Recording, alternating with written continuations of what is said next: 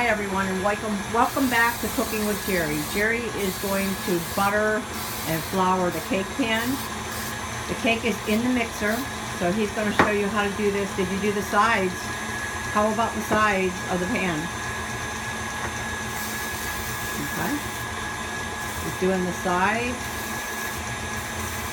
You have to shake the pan some, and then you have to hold the pan up above you a little bit. No, you're holding the can upside down, not upside down. Okay. Okay, you got it done? Okay. Now he's going to put the flour in. He's going to show you how to do that. Okay. Go ahead, show us the rest.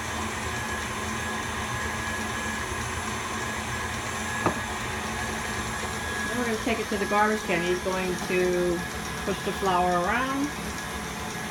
Make sure it's nice and floured.